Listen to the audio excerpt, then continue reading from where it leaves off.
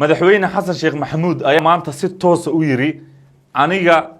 inaan guri cariisha ama mid saddex dabaqa aan dhistaa wax ka galay ama ka quseeyo hooyada Soomaaliyeed ma jirto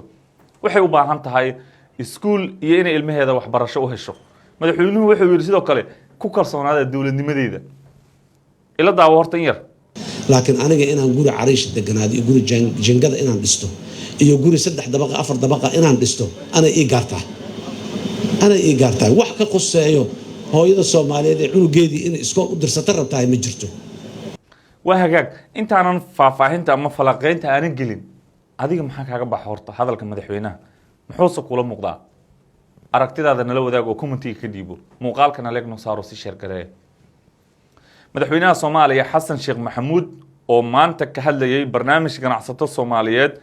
ay maalgelin ugu sameynayeen qayb kamid ah caasimadda ayaa soo hadal qaaday dhaliilo muddooyinkii dambe loo jeedinayay kuwaas oo ka imaanayay siyaasiyiinta iyo dadka shacabka ah labadaba madaxweynaha waxa muddooyinkii la soo dhaafay lagu eedeynayay dawladdiisu inay wado dhulboob xoogan isla markaana qaar kamid ah ganacsatada magaalada loo dhacayo dhulkii dawladda iyada oo laga saarayo dad shacab ah oo masaakiina oo hooyooyin iyo caruur yar ay ku jiraan taa bedelkeedana dhulkaasi aan dawladdu u baahnayn laakiin looga faa'iideynayo ganacsato marwo fertility center xarunta ugu fiican daaweynta cudurrada keena dhalmala'aanta rag iyo dumarka nagu dooro daaweyn qaliin iyo bacriminta IVF waxaan kula jirnaa ilaa aan dhabta kuu saarno ubad ilaahay idankii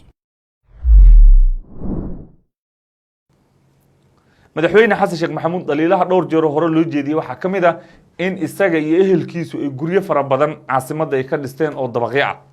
maanta haddaba isagoo arrintaasi u doorxilaya ayuu madaxweynuhu si toos u yiri ma jirto wax hooyada Soomaaliyeed ka galay anigu inaan dhisto guri cariisha ama guri dabaqa madaxweynuhu waa muwaadin Soomaaliyeed xaq ay u leeyahay inuu guri dhisto nooc doonaha ahaado dood kama taagno laakiin arrinta isweydiinta mudan waxay tahay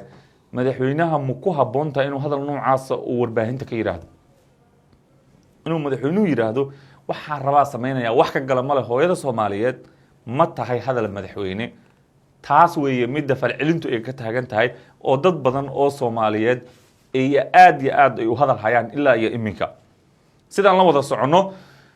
mudaxileedkii hore ee madaxweyne xasan sheekh maxamuud dhaliisha ugu badan ee loo jeedin jiray waxay ahayd dhulboobka iyo musuqmaasuqa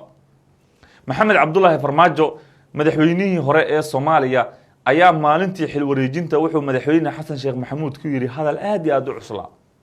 wuxuu yiri mudane madaxweyne waxaan rabaa inaan kugu wareejiyo hantidii maguurtada ahaa ee dawladda dhulkii dawladda iyo dhammaan wax allaala wixii dawladda ay lahayd oo 5 sano ee la soo dhaafay aan waxba laga bixin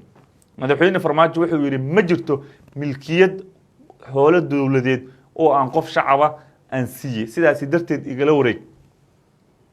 laakiin waxa la wada sugaya waxay tahay maalinta uu madaxweyne xasan sheekh maxamuud xilka wareejin doono ma dhihi doonaa kelimad caynkaas oo kale ah awood ma u yeelan doonaa inaan dhul dawladeed aan dad gaar ah loo milkilin oo aan la siinin